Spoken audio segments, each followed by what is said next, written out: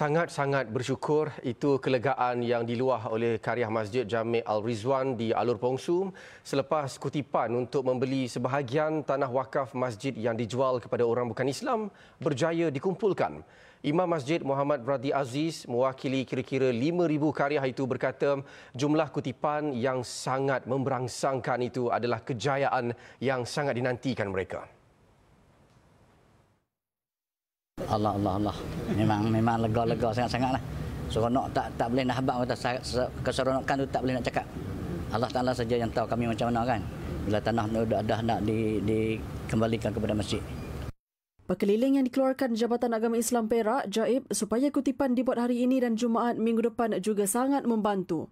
Katanya, kutipan tambahan itu diteruskan seperti yang diarahkan Majlis Agama Islam dan Adat Melayu Perak Maib dan sebarang lebihan kutipan diserahkan sepenuhnya kepada pihak Maib untuk urusan lanjut. Sementara itu, Ahli Dewan Undangan Negeri Adun Alor Pongsum, Nur Azman Ghazali berkata, sebagai individu yang membangkitkan isu tersebut di sidang Dewan Undangan Negeri Dun Perak, turut melahirkan rasa sebab berhubung isu itu.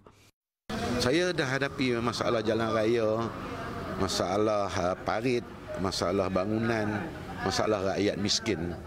Tapi bila melibatkan rumah Allah, ini adalah hubungan kita dengan Allah SWT. Saya sebagai pemimpin akan dituntut di akhirat besok. Jadi dengan sokongan semua umat Islam yang membantu ini, saya juga terlepas. Saya terlepas daripada kiraan ini.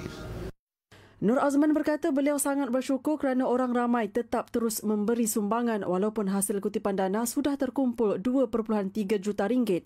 Ujar beliau pihaknya kini menunggu makluman lanjut daripada Maib bagi membantu masjid tersebut untuk proses rundingan dan urusan dokumentasi pembelian tanah berkenaan. Masjid Jami' Al-Rizwan sebelum ini mencuri perhatian ekoran memerlukan dana 1.8 juta ringgit bagi menyelamatkan tanah wakaf yang sebahagiannya kini dimiliki oleh individu bukan Islam. Kemelut berpunca apabila tanah berkeluasan 0.61 hektar itu dijual oleh waris pewakaf tanpa pengetahuan pihak masjid.